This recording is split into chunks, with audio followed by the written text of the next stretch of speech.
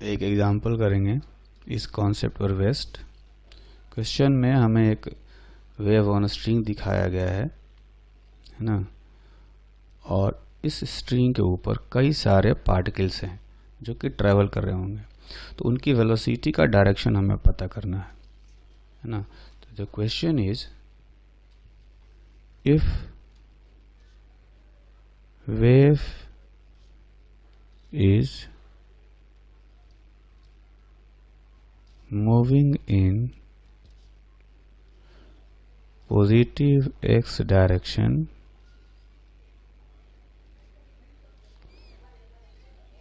then find the direction of velocities of particles A, B, C, D, E and F। तो इसके लिए हम लोग क्या करेंगे, सबसे पहले ये पार्टिकल्स को यहाँ दिखाते हैं। ये पार्टिकल्स हैं, ये है पार्टिकल A सबसे टॉप पॉइंट पर, जो पॉइंट B है ये यहाँ पर है, पॉइंट C जो है वो इधर है, और D है सबसे लोएस्ट पॉइंट पर, ये हो गया पॉइंट E, और एक है पॉइंट F। ठीक है, तो ये सारे पार्टिकल्स की वेलोसिटी हमें पता करनी है, जबकि हमें दिया गया है कि जो वेव है ये पॉजिटिव एक्स डायरेक्शन में जा रहा है इधर। ठीक है, तो इसका सॉल्यूशन देखेंगे।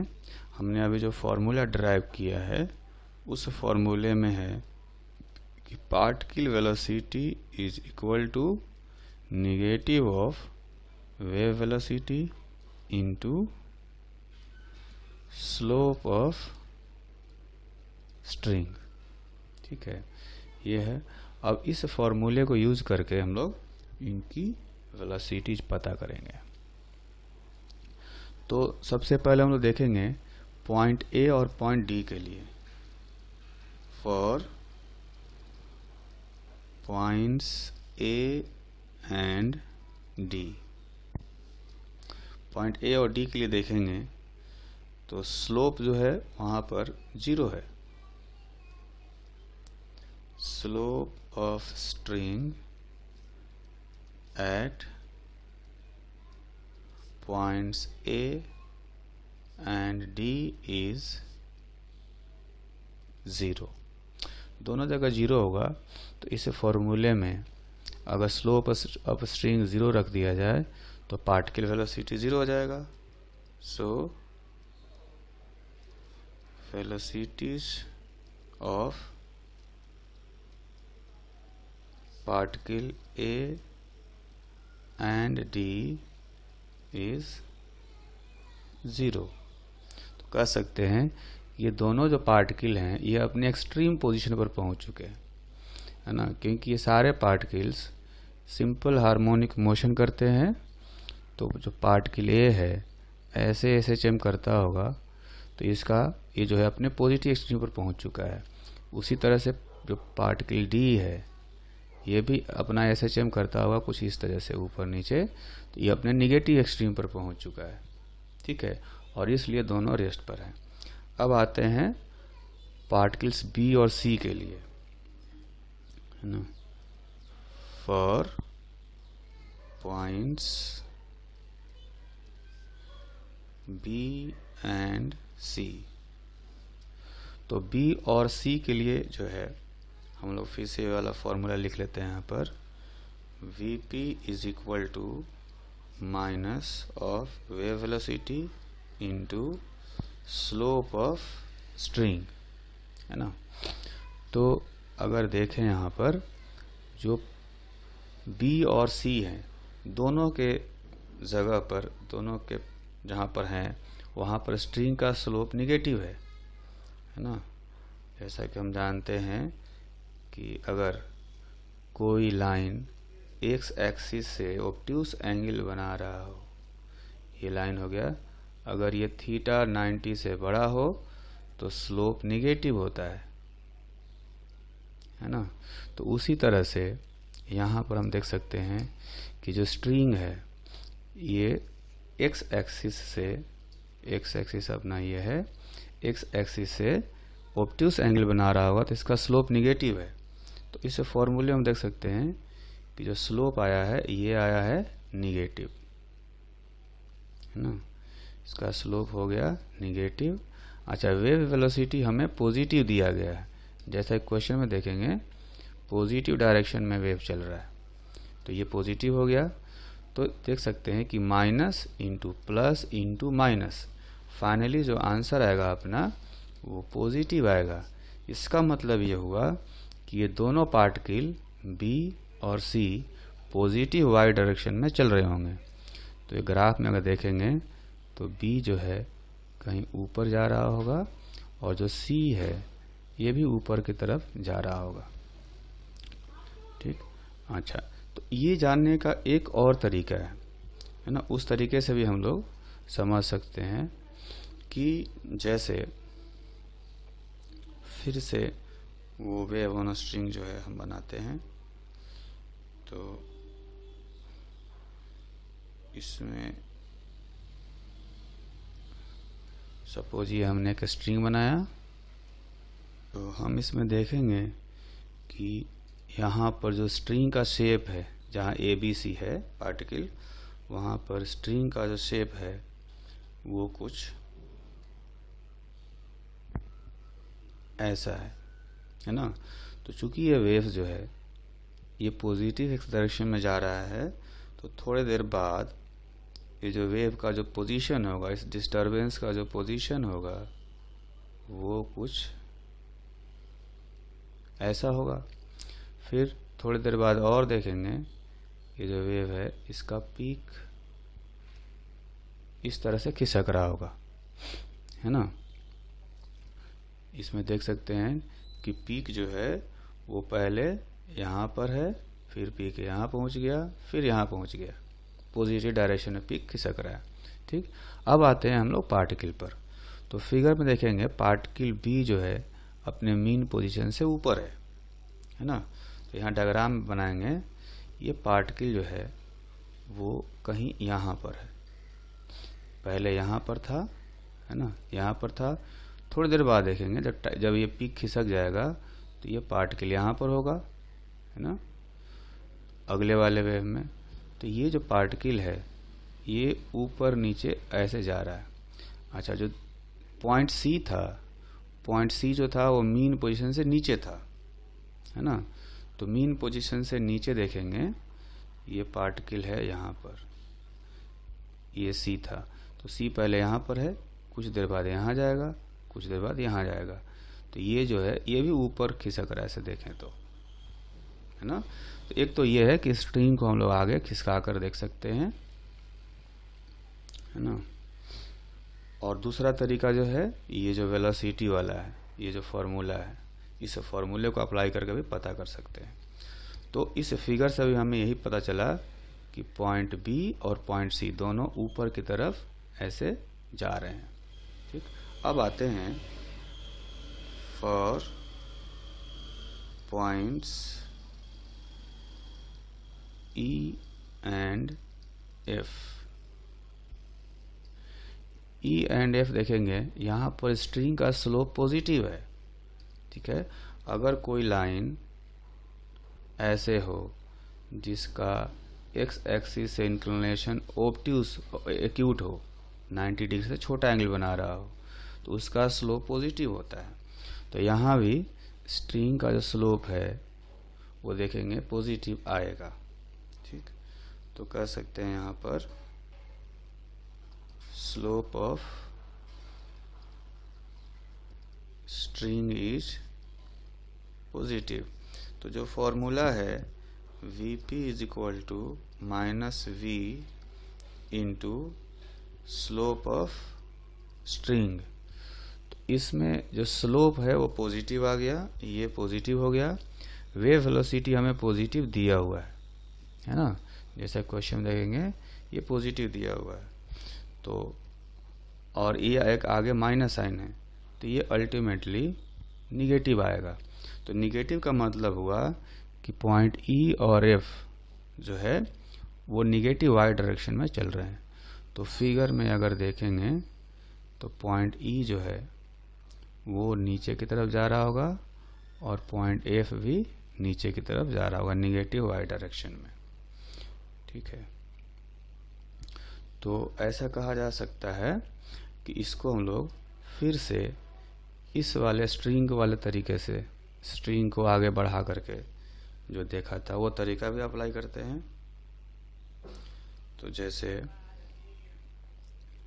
ये हमने बनाया वेव ऑन स्ट्रिंग, तो जहाँ पर ई और एफ है वहाँ पर वेव का जो शेप है वो कुछ ऐसा है कि देख सकते हैं ऐसा शेप है ना। थोड़ी देर बाद ये जो शेप है वो ऐसा हो जाएगा, कुछ देर बाद ये शेप ऐसा हो जाएगा, है ना। तो ये जो पीक है वो आगे की तरफ खिसक रहा है। हम देख सकते हैं कि जो पॉइंट ई था वो बिल्कुल मीन पोजीशन पर था, है ना। वो पॉइंट जो था वो यहाँ था, है ना। उसको दिखाते हैं यहाँ पर, ये पॉइंट यहाँ था मीन पोजीशन पर। तो जैसे स्ट्रिंग खिसक रहा है तो वो पॉइंट जो है वो वर्टिकल डायरेक्शन में नीचे की तरफ खिसक रहा है ऐसे। और एक पॉइंट था यहाँ पर, ये पॉइंट यहाँ था ऊपर, ये पॉइंट ई और ये पॉइंट एफ। तो एफ जो है थोड़ी देर बाद यहाँ आ गया मीन पोजीशन पर, उसके बाद और नीचे आ गया, एफ जो है वो भी नीचे की तरफ आ रहा है। तो ऐसे भी समझ सकते हैं खिसका करके, या ये सबसे बेस्ट जो है ये फॉर्मूला है, इस फॉर्मूले को भी अप्लाई करके पार्टिकल का मोशन का डायरेक्शन हम लोग समझ सकते हैं। एक एग्जाम्पल करते हैं। इस एग्जाम्पल में आप देखेंगे कि चार जो है वाई एक्स ग्राफ दिखाए गए हैं, है ना। तो कोई वेव जो एक्स डायरेक्शन में पॉजिटिव एक्स डायरेक्शन में ट्रेवल कर रहा है उसी के लिए ये ग्राफ दिखाए गए हैं। चार डिफरेंट वेव्स हैं, तो हमें क्या करना है, इन चारों वेव्स का इक्वेशन लिखना है। ठीक है, तो कह सकते हैं कि वाई एक्स ग्राफ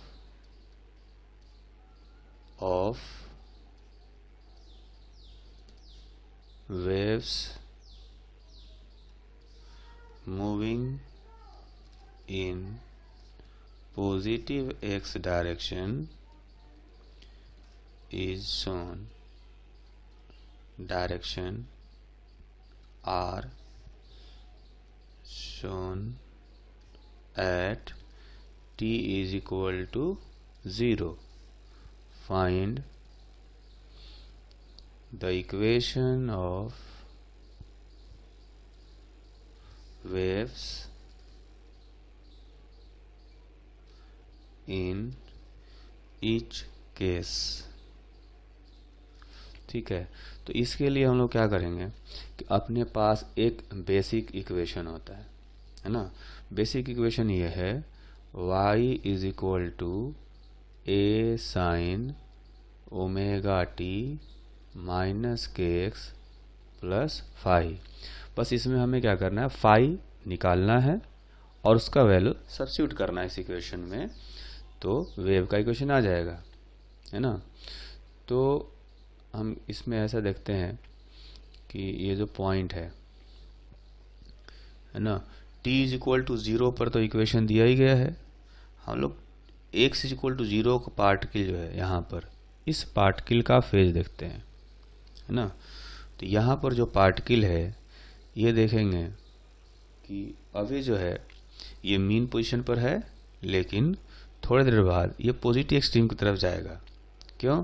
क्योंकि ये जो वेव है ये इधर जा रहा है।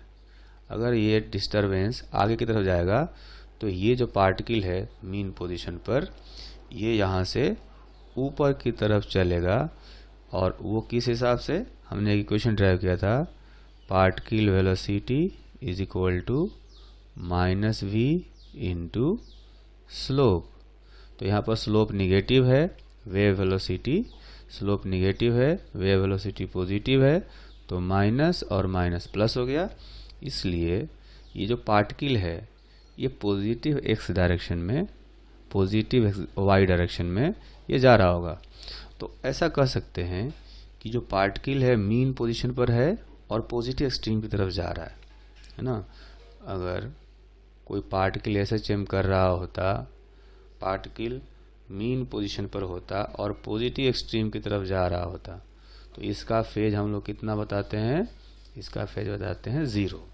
ठीक है, तो इस इक्वेशन में ये जो इक्वेशन हमने लिखा है, इस इक्वेशन में अगर फाई का वैल्यू 0 रख देंगे तो पहले वाले केस में वेव का इक्वेशन आ जाएगा। तो इसका इक्वेशन हो गया y is equal to A sine omega T minus K X, है ना। फाई को हमने 0 रख दिया है। ठीक है, तो ये जो है एक इक्वेशन यहाँ पर आ गया।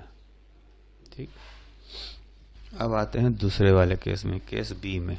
तो दूसरे वाले केस में जो पार्टिकल है x इज इक्वल टू 0 पर, वो देखेंगे पॉजिटिव एक्सट्रीम पर पहुंचा हुआ है ना। तो अगर पार्टिकल पॉजिटिव एक्सट्रीम पर हो तो उसका फेज हम लोग लिखते हैं π/2, है ना। अगर एसएचएम वाले तरीके से समझें तो एक पार्टिकल है, उसका मीन पोजीशन यहाँ पर है ना। तो इसका मीन पोजीशन हो गया यहाँ पर और पार्टिकल यहाँ पहुँचा हुआ है पॉजिटिव एक्सट्रीम पर, पार्टिकल यहाँ पर है, तो इसका फाई हम लोग लिखते हैं π/2। तो यही फेज जो है इस इक्वेशन में रख देंगे, है ना, क्योंकि t0 और x0 दोनों कर दिया हमने। t इज इक्वल टू 0 पर ग्राफ दिया गया है और x इज इक्वल टू 0 का पार्टिकल का हमने फेज निकाला है। तो t0 x0 रखने से जो भी फेज आएगा वो इनिशियल फेज बताएगा फाई। तो यहाँ पर इस केस में फेज आ गया फाई π/2। तो क्या करेंगे, अब इस केस में जो इक्वेशन ऑफ वेव होगा वो हम लोग लिखेंगे y is equal to A sine omega T minus K X plus π/2, है ना। तो इसको लिखा जा सकता है A cos omega T minus K X, और इसको ऐसे भी कर सकते हैं के एक्स माइनस ओमेगा टी। तो इस इक्वेशन को दो तरीके से लिखा जा सकता है। ठीक है, अच्छा अब आते हैं थर्ड वाले केस में, केस सी में। तो सी में देखेंगे कि जो पार्टिकल है x इक्वल टू 0 पर वो मीन पोजीशन पर है ना, मीन पोजीशन पर है, लेकिन ये जो वेव है ये पॉजिटिव डायरेक्शन में जाएगा। तो इसलिए ये जो पॉइंट है ये पॉइंट नीचे की तरफ यानी नेगेटिव वाई डायरेक्शन में ट्रैवल करेगा। ठीक है, तो अगर पार्टिकल मीन पोजीशन पर हो और नेगेटिव डायरेक्शन में जा रहा हो तो उसका फेज हम लोग लिखते हैं कितना, पाई, है ना। एसएचएम वाले से समझें कि जो पार्टिकल है उसका मीन पोजीशन यहाँ पर है, ये पॉजिटिव और ये निगेटिव स्ट्रीम। तो पार्टिकल मीन पोजीशन पर है लेकिन निगेटिव स्ट्रीम की तरफ जा रहा है ना। तो सर्किल में देखेंगे तो ये जो पार्टिकल होगा वो नीचे होगा और इधर जा रहा होगा। तो इसका फेज हम लोग बताएंगे यहाँ से टोटल हो जाएगा पाई। ठीक, तो ये पता चल गया कि पार्टिकल का जो फेज है वो हो गया है पाई, इनिशियल फेज पाई हो गया। तो ये जो इक्वेशन है इस इक्वेशन में फाई का वैल्यू पाई रख देंगे तो अपना आंसर आ जाएगा। तो कहा जा सकता है equation of wave is equal to A sine omega T minus K X plus pi, है ना, प्लस पाई हो गया। तो इसको थोड़ा सा और सिंप्लीफाई करेंगे, y is equal to minus A sine omega T minus K X. तो इस तरह से इसका इक्वेशन लिखा जा सकता है। ठीक, अब आते हैं फोर्थ वाला यानी सेक्शन डी पर। सेक्शन डी में देखेंगे कि पार्टिकल जो है अपने निगेटिव एक्सट्रीम पर है ना। x इक्वल टू 0 वाला पार्टिकल अपने निगेटिव एक्सट्रीम पर है। तो अगर पार्टिकल निगेटिव एक्सट्रीम पर हो तो उसका फेज हम लोग SHM से बताते हैं 3π/2 है ना। सपोज ये पार्टिकल का SHM का पाथ हो गया। अब पार्टिकल जो है अपने, ये हो गया इसका मीन, ये पॉजिटिव एक्सट्रीम, ये निगेटिव एक्सट्रीम। तो पार्टिकल जो है वो यहाँ पर है निगेटिव एक्सट्रीम पर। तो इसका जो फाई हम बताएंगे वो लिखेंगे 3π/2। ठीक है, तो फिर 3π/2 है। तो ये जो इक्वेशन है, इस इक्वेशन में फाई का वैल्यू 3π/2 रखने से वेव का इक्वेशन आ जाएगा। तो हम क्या करेंगे, y is equal to a sine omega T minus K X plus 3π/2। ठीक है, तो ये हो गया। इसमें लिख सकते हैं, ये हो जाएगा -a cos omega T minus K X है ना। तो इस इक्वेशन को हम लोग इस तरह से लिख सकते हैं। ठीक है, इस इक्वेशन को एक और तरीके से लिखा जा सकता है कि y is equal to -a cos K X minus omega T, क्योंकि cos माइनस थीटा जो होता है वो cos थीटा के बराबर होता है। तो इसको हम लोग ऐसे भी लिख सकते हैं। तो कुल मिलाकर हमें 4 वेव्स दिए गए थे, चारों का इक्वेशन हमने फाइंड कर लिया। पहले वाले का जो सिंपल है, फिर दूसरे वाले का जो आया ये 2 तरीके से लिख सकते हैं है ना। और तीसरे वाले का सिर्फ एक तरीके से हो गया, यहाँ पर माइनस साइन है। और ये हो गया फोर्थ वाले का। ठीक है, अब हम जानेंगे relation between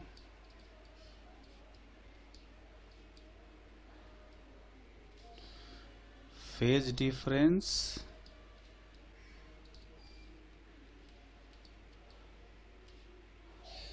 and path difference. है ना। पाथ डिफरेंस का मतलब हुआ कि अगर 2 पार्टिकल के बीच का डिस्टेंस हमें पता हो तो क्या उनके बीच का फेज डिफरेंस पता किया जा सकता है, ये हम जानने की कोशिश करेंगे। तो हम लोग क्या करते हैं कि 2 पार्टिकल लेते हैं। एक पार्टिकल जो है यहाँ पर है, ठीक, ये भी अपनी जगह पर ये SHM कर रहा होगा। ठीक है, इसको हम लोग कह देते हैं कि ये है पार्टिकल 1। ठीक, अच्छा, जो दूसरा पार्टिकल है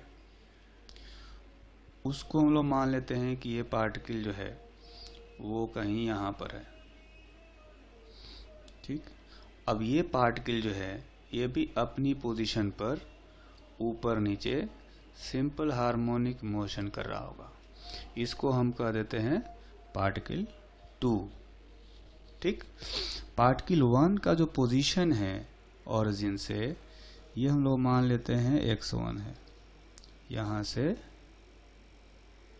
x1 डिस्टेंस पर पार्टिकल 1 है। ठीक, और जो x2 है वो ओरिजिन से x2 डिस्टेंस पर है। ठीक, अच्छा, तो अपने पास जो वेव इक्वेशन दिया हुआ है वो ये है, y is equal to a sine omega T minus K X plus phi. ठीक है, ये वेव इक्वेशन है। तो हमने एक स्ट्रिंग का शेप बनाया है ना। तो किसी स्ट्रिंग का शेप तभी बन सकता है जब टाइम को फिक्स्ड कर दिया जाए, तभी एक शेप रहेगा, अदरवाइज शेप तो चेंज हो रहा होगा, है ना। जैसे कैमरे से किसी भी ऑब्जेक्ट का फोटो खींचा जाए, अगर इस स्ट्रिंग का फोटो खींच लिया जाए तो फोटो खींचने का मतलब है कि हमने टाइम को फिक्स्ड कर दिया है, उस टाइम पर हम लोग इसका शेप देख रहे हैं। ठीक है, तो इस केस में हम लोग क्या करते हैं कि जो टाइम है वो फिक्स्ड है t, किसी इंस्टेंट t पर हम दो पार्टिकल के बीच का फेज डिफरेंस पता करना चाहते हैं। ठीक है, तो ये जो है ये अपने लिए वेव इक्वेशन दिया हुआ है। अब इसमें से पार्टिकल 1 का जो इक्वेशन लिखना होगा तो हम लोग क्या करेंगे, for particle 1 displacement will be given by y1 is equal to a sin omega t minus kx1 plus phi। x के जगह पर क्या करेंगे, हमने कहा था कि x जो है वो पार्टिकल की पहचान है, तो पार्टिकल की पहचान x1 रखेंगे तब उस पार्टिकल का पोजीशन पता चलेगा। उसी तरह से for particle 2 displacement is equal to y2 is given by a sin omega t minus kx2 plus phi। ठीक है, तो पार्टिकल 2 का जो पहचान है x2 उसका पोजीशन है, उसको हमने रख दिया। तो अब इनका जो फेज है, पार्टिकल 1 का फेज ये पूरा और पार्टिकल 2 का फेज ये पूरा। ठीक है, ये है। तो अगर हमें निकालना हो phase difference between these two particles is equal to, इसको हम लोग डेल्टा फाई से लिख सकते हैं। तो फेज डिफरेंस निकालेंगे तो देखिए देख सकते हैं कि इसमें ओमेगा टी और फाई दोनों में है तो कैंसिल हो जाएगा, बाकी जो टर्म आएगा वो आएगा के x2 minus x1। x1 minus x2 भी लिखा जा सकता है और x2 माइनस x1 भी लिखा जा सकता है। हमें तो x के डिफरेंस से मतलब है, निगेटिव पॉजिटिव हमें नहीं देखना है ना। तो इसको लिख सकते हैं delta phi is equal to K into delta X, where delta X is equal to x2 minus x1 is called path difference and it is distance between the two particles, है ना। तो देखेंगे अगर वेव मान लेते हैं कि positive direction में चल रहा हो तो ये दोनों जो पार्टिकल हैं दोनों के बीच का जो सेपरेशन है ये वही है पाथ डिफरेंस, है ना। तो पाथ डिफरेंस पता हो तो हम दो पार्टिकल के बीच का फेज डिफरेंस कैलकुलेट कर सकते हैं। ठीक है, कैसे कैलकुलेट कर सकते हैं, अगर हम देखें यहाँ पर एक फिगर बनाकर समझते हैं, है ना। तो ये हो गया सपोर्ट और ये हमने ड्रॉ कर दिया एक स्ट्रिंग, ठीक, और इस पर एक वेव जो है सपोज ऐसे वेव चल रहा है। ठीक है, तो इसमें हम क्या करेंगे, हम लोग दो पार्टिकल लेते हैं। सपोज एक पार्टिकल ये है, एक पार्टिकल ये है और दूसरा पार्टिकल जो है वो ये है। ठीक, अगर वेव पॉजिटिव डायरेक्शन में जा रहा होगा तो ये जो पार्टिकल है ये जा रहा होगा ऊपर और ये पार्टिकल भी ऊपर ही जा रहा होगा, है ना। दोनों पार्टिकल अपने मीन पोजीशन पर हैं और पॉजिटिव एक्सट्रीम की तरफ जा रहे हैं। तो इनके बीच का फेज डिफरेंस, जैसे हम लोग एसएचएम में समझते थे पार्टिकल का ये मीन पोजीशन हो गया, है ना। तो पार्टिकल अगर मीन पोजीशन पर है और पॉजिटिव एक्सट्रीम की तरफ जा रहा है तो इसका फेज हम लोग कैसे बताते थे? इसका फेज हम लोग बताते थे या तो 0 हो सकता है, या 2 पाई हो सकता है, या 4 पाई हो सकता है ना। हो सकता है अभी शुरू किया हो मोशन, हो सकता है एक राउंड घूम करके आया हो, ठीक। तो यहाँ भी चूंकि दूसरा पार्टिकल जो है कुछ आगे है तो कहा जा सकता है कि फेज 2 पाई हो सकता है ना। वो हम लोग ये देख सकते हैं कि जो डिस्टेंस होगा ये वेवलेंथ के इक्वल होगा, है ना। तो अपने पास जो दो पार्टिकल है 1 और 2, इनके बीच का जो पाथ डिफरेंस है डेल्टा एक्स, ये डेल्टा एक्स लैम्डा के इक्वल आ गया, ठीक। तो एक तो हम लोग ऐसे समझ गए यहाँ से SHM से कि इनके बीच का फेज डिफरेंस 0 हो सकता है, 2 पाई हो सकता है, 4 पाई हो सकता है, ठीक। अब हम लोग ये फॉर्मूला जो अभी ड्राइव किया हमने, इस फॉर्मूले को अप्लाई करते हैं। तो इस फॉर्मूले से हम लोग देख सकते हैं कि delta phi is equal to K, जो है के का वैल्यू होता है 2 पाई बाई लैम्डा, है ना। यहाँ जो के है उसका वैल्यू हमने 2 पाई बाई लैम्डा रख दिया, और जो डेल्टा एक्स है यहाँ पर, उस डेल्टा एक्स का वैल्यू यहाँ से हम लोग रखेंगे लैम्डा, ठीक है। तो ये देख सकते हैं कि इसमें लैम्डा और लैम्डा जो है वो कैंसिल हो गए, तो आंसर आ गया 2 पाई, ठीक। तो एक तो हम लोग इस तरह से इस फॉर्मूले से फेज डिफरेंस कैलकुलेट कर सकते हैं अगर दोनों पार्टिकल के बीच का डिस्टेंस पता हो। वैसे ही अगर हम एक पार्टिकल यहाँ ले लेते हैं, सपोज ये एक पार्टिकल है, तो ये पार्टिकल जो है वो नीचे की तरफ जा रहा होगा उस इंस्टेंट पर, क्योंकि जो वेव है अगर पॉजिटिव डायरेक्शन में जा रहा हो तो इसको नीचे जाना पड़ेगा, ठीक है। अगर ये पार्टिकल नीचे जा रहा हो तो कह सकते हैं कि ये मीन पोजीशन पर है और निगेटिव एक्सट्रीम की तरफ जा रहा है ना। अगर SHM वाले तरीके से समझें तो पार्टिकल जो है वो अपने मीन पोजीशन पर है और निगेटिव एक्सट्रीम की तरफ जा रहा है, तो इसका फेज सर्किल से हम समझते हैं, सर्किल पर इसको यहाँ लोकेट करते हैं और इसका फेज बताते हैं हम लोग पाई, है ना। तो हमारे हिसाब से ये पार्टिकल 3 मान लेते हैं, 1 और 3 में फेज डिफरेंस जो है वो पाई का होना चाहिए, है ना। तो यहाँ से अब ये तो हमने ऐसे समझ लिया SHM तरीके से। अब इस फॉर्मूले से समझते हैं, तो delta phi is equal to 2 pi by lambda into delta X. तो डेल्टा एक्स के जगह पर इनके बीच का सेपरेशन रखेंगे जो कि लैम्डा बाई 2 होगा, है ना। तो यहाँ लैम्डा बाई 2 रख दें तो हम देख सकते हैं कि ये आ गया पाई, है ना। तो इस फॉर्मूले से भी पाई आया और हमने यहाँ से अपने SHM तरीके से भी समझा तो पाई आया, ठीक है। तो मेन जो है हमें क्या ध्यान रखना है इसमें, ये जो फॉर्मूला है कि फेज डिफरेंस डेल्टा फाई और पाथ डिफरेंस डेल्टा एक्स में ये रिलेशन होता है।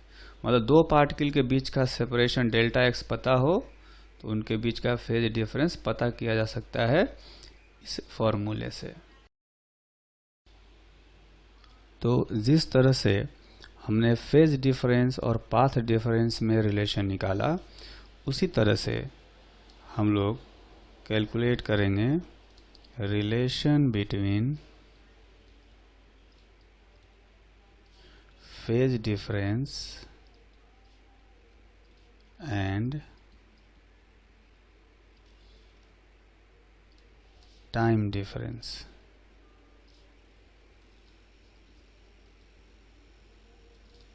है ना।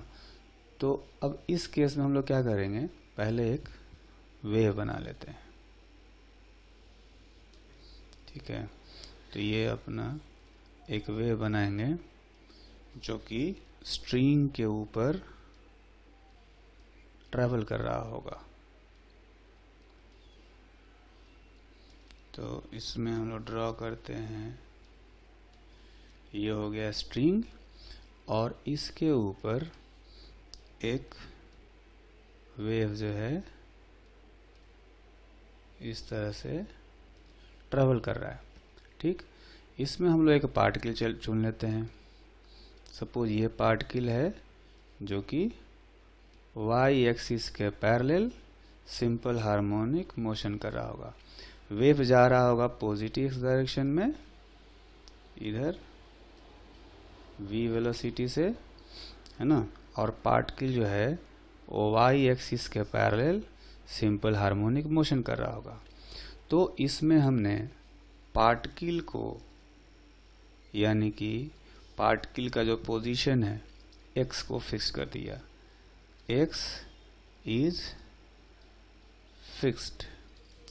x फिक्स्ड करने का मतलब हुआ कि हमने एक पार्टिकल जो है उसको आइडेंटिफाई कर लिया। अब हमें 1000 पार्टिकल के बारे में बात नहीं करना है, हम लोग एक ही पार्टिकल के बारे में बात कर रहे हैं। अब ये पार्टिकल है तो अलग अलग टाइम पर इसका जो फेज है वो चेंज हो रहा होगा, है ना। तो कोई अगर हमें टाइम इंटरवल बता दिया जाए कि इतने टाइम इंटरवल बाद इसका फेज कितना से चेंज हो जाएगा, तो वो हम बता सकते हैं। कैसे? Suppose at time t1 position of this particle is given by y1 is equal to a sin omega t1 minus kx plus phi. अब इसमें चूंकि हमें x जो है ये तो हमने फिक्स कर रखा है, बस टाइम चेंज हो रहा है। ठीक, उसी तरह से कर सकते हैं at time t2 y2 is equal to a sin omega into t2 minus kx plus phi. ठीक है, तो t2 टाइम पर ये जो पार्टिकल है ये किसी और पोजीशन पर होगा। वो पोजीशन हम लोग यहाँ ऐसे लिख सकते हैं। तो यहाँ से देख सकते हैं कि पार्टिकल का डिफरेंट टाइम पर फेज जो है, यहाँ पर फेज कुछ और है, यहाँ पर फेज कुछ और है। तो कह सकते हैं कि इसका जो फेज डिफरेंस है, phase difference of particle delta phi is equal to, दोनों के बीच का फेज के बीच का डिफरेंस निकालेंगे तो आएगा ओमेगा t2 माइनस t1, है ना, यानी delta phi is equal to omega into delta T, है ना, where delta T is called time difference. ठीक है, जैसे पार्टिकल का जो टाइम पीरियड है, suppose time period of oscillation is t। Particle जो है ऐसा मान लेते हैं कि पार्टिकल t टाइम पीरियड के साथ में ऑसिलेशन कर रहा है। ठीक है, तो जैसा कि हम लोगों ने SHM में देखा था, है ना, SHM में एक पार्टिकल हो और वो अपने मीन पोजीशन पर हो, मीन पोजीशन से पॉजिटिव एक्सट्रीम तक जाने में कितना टाइम लेता था? t/4। तो इतने टाइम में इसका फेज कितना से बदल जाएगा? सर्किल पर देखें तो इसका जो फेज है, पार्टिकल SHM करने वाला पार्टिकल यहाँ से यहाँ जाता था, तो सर्किल वाला पार्टिकल यहाँ से यहाँ आता था, यानी कि उसका फेज जो है वो π/2 से बदल जाता था। ठीक है, तो ये हमने SHM में सीखा कि t/4 टाइम में फेज जो है वो π/2 से बदल जाता है। वही चीज़ हम लोग इस फॉर्मूले से फाइंड कर सकते हैं। कैसे? Delta phi is equal to omega into जो डेल्टा टी है उसके जगह पर हम लोग t/4 रख देते हैं अब ओमेगा का जो वैल्यू होता है वो भी होता है 2π/t इंटू t/4। तो यहाँ से देख सकते हैं कि इसमें से t तो कैंसिल हो गया, तो ये आ गया π/2। तो जो हमने SHM में सीखा है यहाँ पर, वही चीज़ यहाँ भी आ रहा है इस फॉर्मूले से। ठीक है। उसी तरह हम जानते हैं कि पार्टिकल जो है वो आधे टाइम पीरियड में, अगर सर्किल पर कितना चलेगा, ये आधे टाइम पीरियड में यहाँ पहुँच जाएगा, यानी मीन से चल करके एक्सट्रीम जाएगा, फिर वापस मीन पर आ जाएगा। तो आधे टाइम पीरियड में उसका फेज जो है वो पाई से बदल जाता है। तो अगर यहाँ पर करें Δ5 ओमेगा इंटू डेल्टा टी के जगह पर अगर हम रख देंगे t/2, तो ये क्या आएगा 2π/t इंटू t/2। तो देखेंगे कि इसमें से t कैंसिल हो गया, 2 भी कैंसिल हो गया, तो ये आ गया पाई। ठीक है। तो इसी तरह से जैसा हम लोग SHM में सीखे थे, वही वाला फेज डिफरेंस हम लोग यहाँ से निकाल रहे हैं। तो इसमें हमें मेन जो है ये फॉर्मूला याद रखना है, और उसमें ध्यान क्या रखना है कि हम एक ही पार्टिकल की बात कर रहे हैं, एक ही पार्टिकल का अलग अलग टाइम पर हम लोग जो फेज होगा उसका डिफरेंस निकाल रहे हैं। ठीक है।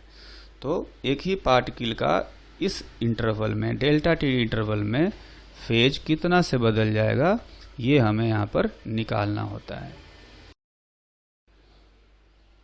तो फेज डिफरेंस से रिलेटेड एक एग्जांपल करेंगे। The example is a wave having frequency 100 Hz and wavelength 2 centimeter is moving along positive x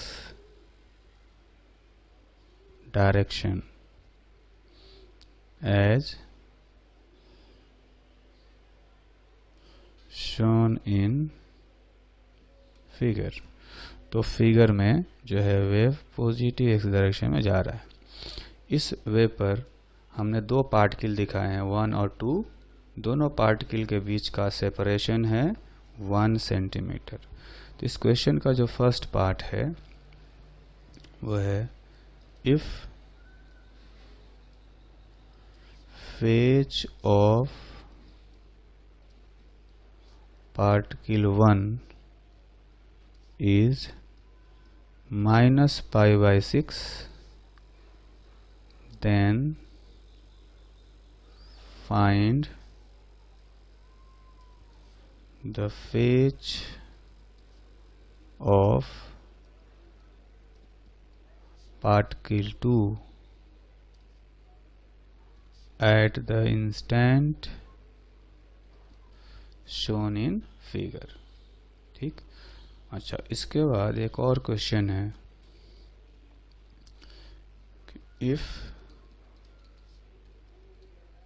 initial phase of particle 1 is -π/6, then find the phase of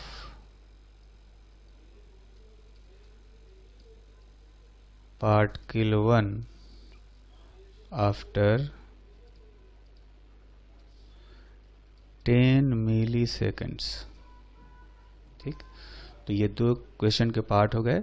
अब हम लोग इस क्वेश्चन को solve करते हैं। तो इसको सोल्व करने से पहले हम अगर याद करें तो हमने दो फॉर्मूले ड्राइव किए। एक phase difference is equal to k into delta X, मतलब फेज डिफरेंस और पाथ डिफरेंस में रिलेशन। और दूसरा हमने इक्वेशन ड्राइव किया था delta phi is equal to omega into delta T, phase difference और टाइम डिफरेंस में रिलेशन। ठीक, तो इस क्वेश्चन का जो फर्स्ट पार्ट है वो इस फॉर्मूले से बनेगा। तो फेज डिफरेंस को हम लोग लिख सकते हैं phi two minus phi one is equal to 2 pi by lambda into delta X. ठीक है, तो क्वेश्चन में देखेंगे तो कि जो लैम्डा है वो लैम्डा का वैल्यू हमें दिया गया है 2 सेंटीमीटर, ये लैम्डा है अपना। तो इसमें रखेंगे तो आएगा 2 पाई डिवाइडेड बाई 2 सेंटीमीटर इंटू जो पाथ डिफरेंस है वो अगर फिगर में देखें तो दोनों पार्टिकल के बीच का सेपरेशन है 1 सेंटीमीटर, तो यही पाथ डिफरेंस हो गया। तो यहाँ पर रखेंगे पाथ डिफरेंस के जगह पर 1 सेंटीमीटर, तो ये फाइनली आ गया पाई। ठीक, अब हमें पता है कि क्वेश्चन में पार्टिकल 1 का जो फेज बताया गया वो बताया गया है -π/6। तो फाई 1 के जगह पर हम लोग जो है वो -π/6 रख सकते हैं इज इक्वल टू पाई, यानी फाई 2 जो होगा वो होगा पाई माइनस π/6, यानी कि ये हो जाएगा 2π/3। तो ये हो गया पार्टिकल 2 का phase, phi 2 is equal to 2π/3। तो ये पहले पार्ट का आंसर हो गया। ठीक, अब आते हैं दूसरे पार्ट में। तो दूसरे पार्ट में हमें ये फॉर्मूला यूज करना पड़ेगा, delta phi is equal to omega into delta T. जो ओमेगा है इसको हम लिख सकते हैं 2π/t इंटू डेल्टा टी या 2πn इंटू डेल्टा टी।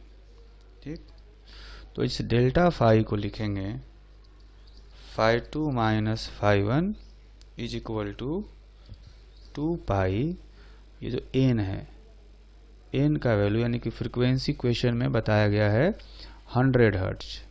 ठीक है, तो हम लोग क्या करेंगे 2 पाई फ्रीक्वेंसी रखेंगे 100 हर्ट्ज इंटू टाइम डिफरेंस जो डेल्टा टी है, यहाँ पर ये डेल्टा टी, इसका वैल्यू क्वेश्चन में बताया गया है।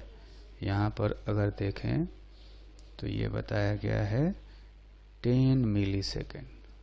तो 10 मिली सेकेंड को अगर यहाँ पर लिखेंगे तो 10 इंटू 10⁻³ सेकेंड्स। ठीक है, तो ये जो है कुल मिलाकर के आ गया 2 पाई। ठीक, अब जो है फाई 2 माइनस पार्टिकल 1 का इनिशियल फेज बताया गया है। इनिशियल फेज देखेंगे तो यहाँ पर दिया गया है -π/6। तो यहाँ पर फाई 1 के जगह पर हम लोग रख देते हैं -π/6 इज इक्वल टू 2 पाई। इसका मतलब जो फाई 2 है वो हो जाएगा 2 पाई माइनस π/6, यानी कि फाइनली आंसर आएगा 11 π/6 ना। तो कहा जा सकता है कि पार्टिकल 1 का जो फेज है 10 मिली सेकेंड बाद 11 π/6 हो जाएगा, है ना। तो ये दोनों आंसर हो गए।